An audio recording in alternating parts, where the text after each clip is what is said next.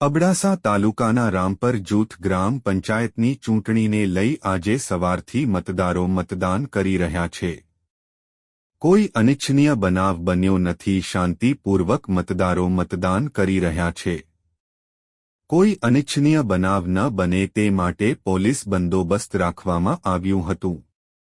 સ્થાનિક મતદારોની મુલાકાત લેતા તેમણે જણાવ્યું કે જે અમને યોગ્ય લાગશે એને મત આપશો। સ્ટોરી રમેશભાઈ ભાનુશાલી નલિયા, અબડાસા, કચ્છ।